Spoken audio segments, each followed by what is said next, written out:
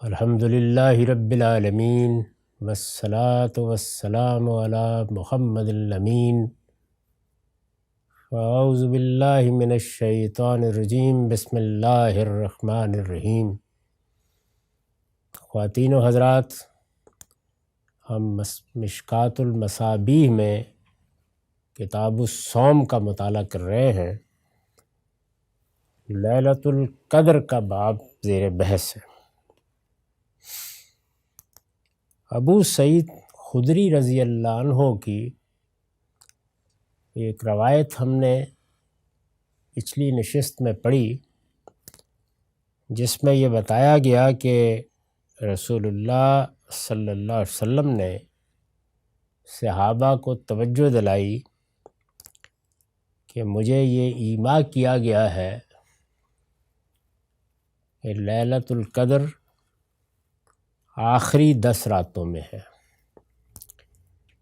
پھر اپنا ایک رویا آپ نے سنایا، لیکن ساتھ ہی یہ بتا دیا کہ رویا میں نے اس طرح اپنے آپ کو دیکھا، لیکن رات مجھے بھلا دی گئی۔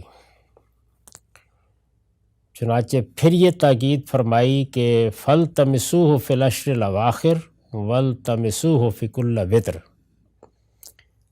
یعنی آخری 10 راتوں میں ہی اسے تلاش کیا کرو، اور آخری 10 راتوں میں بھی طاق راتوں میں۔ میں نے یہ عرض کیا تھا کہ رسول اللہ صلی اللہ علیہ وسلم کو یہ جستجو اس لیے ہوئی کہ قرآن مجید میں جب سورہ قدر نازل ہوئی، سورہ دخان نازل ہوئی، اور اس میں یہ بتایا گیا کہ ایک بڑی بابرکت رات ہے جس میں اس قرآن کا نزول شروع ہوا تھا، پھر اس رات کا تعارف کرایا گیا، اور اس کے بارے میں یہ بات بھی واضح کی گئی کہ اللہ تعالیٰ مہمات امور کا فیصلہ اس میں کرتے ہیں، اللہ کے فرشتے اور روح الامین اس میں اترتے ہیں۔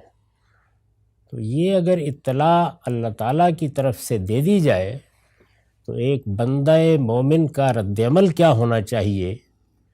وہی ہونا چاہیے جو ہمیں رسول اللہ صلی اللہ علیہ وسلم کے اسوہ حسنہ میں نظر آ رہا ہے۔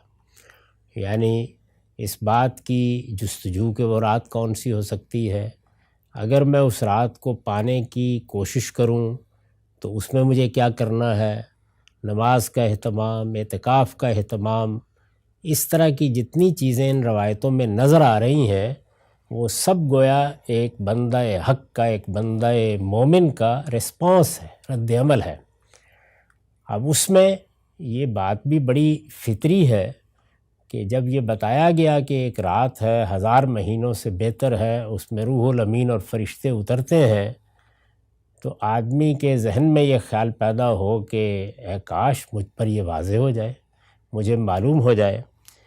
تو پہلے تو اس روایت سے یہ معلوم ہوا کہ آپ کو یہ خیال ہوا کہ شاید یہ رمضان کا پہلا عشرہ تھا، چنانچہ اس میں اعتکاف کیا۔ پھر یہ خیال ہوا کہ شاید یہ دوسرا عشرہ تھا۔ کیوں خیال ہوا؟ اس لیے کہ ماضی میں ایک واقعہ ہو چکا ہے جسے رسول اللہ صلی اللہ علیہ وسلم اندازے سے یاد کرنے کی کوشش کر رہے ہیں۔ پھر دوسرے عشرے کے اعتکاف کے بعد آپ نے بتایا کہ مجھے ایما ہوا ہے یا اشارہ ہوا ہے کہ یہ آخری عشرے میں ہے۔ آخری عشرے میں بھی کب ہے؟ اس سے پیچھے جو روایتیں آئی ہیں ان میں بھی زیادہ تر یہی ذکر ہے کہ اس کو آخری 7 راتوں میں تلاش کریں یا طاق راتوں میں تلاش کریں۔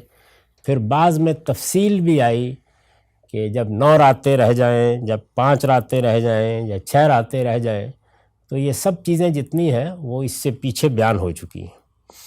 اب اس کے بعد یہ کہتے ہیں کہ جس وقت رسول اللہ صلی اللہ علیہ وسلم نے یہ بات ہمیں سنائی، فَمَطَرَتِ السَّمَاءُ تِلْكَ اللَّيْلَةَ، اس رات خوب بارش ہوئی۔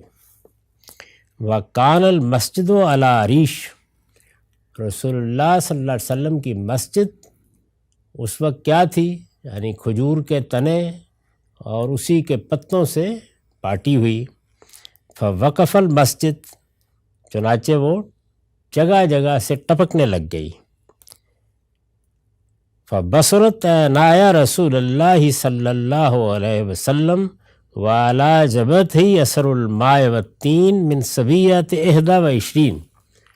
اب یہ راوی بیان کرتے ہیں، یعنی رسول اللہ صلی اللہ علیہ وسلم کے صحابی بیان کرتے ہیں کہ میں نے، بلکہ میری ان دونوں آنکھوں نے رسول اللہ کو دیکھا اور آپ کی پیشانی پر یا آپ کی جبین پر کچھ آثار تھے پانی کے اور کیچڑ کے، اور یہ 21ویں کی صبح تھی۔ اس میں رسول اللہ صلی اللہ علیہ وسلم نے تو یہ بتا دیا تھا کہ مجھے بھلا دیا گیا، لیکن جو آپ نے اپنا رویا بیان کیا تھا اس کو سامنے رکھ کر انہوں نے یہ خیال کیا کہ اگر بارش کی وجہ سے اور مسجد کے ٹپکنے کی وجہ سے جو کچھ رویا میں دیکھا گیا تھا وہی صبح ہم نے رسول اللہ صلی اللہ علیہ وسلم کے مبارک چہرے پر دیکھ لیا ہے، تو یہ پھر ہونی چاہیے رات۔ یہ بھی ایک اندازہ اور ایک قیاس ہے، یعنی کوئی متعین بات نہیں کہی گئی، بلکہ وہی جو باتیں یا علامتیں بیان کی جا رہی ہیں ان سے صحابہ بھی قیاس کر رہے ہیں، رسول اللہ صلی اللہ علیہ وسلم بھی کہیں کچھ ایما بیان فرما رہے ہیں اور کہیں آپ قیاس فرما رہے ہیں۔ تو یہ کون سی رات تھی؟ یہ 21ویں کی رات تھی۔ تو اس کی صبح کو رات کی بارش کی وجہ سے جب فجر کی نماز پڑھی گئی تو رسول اللہ کے چہرے پر کچھ آثار نظر آئے، اسی طرح سے کچھ مٹی اور پانی لگا ہوا ہے۔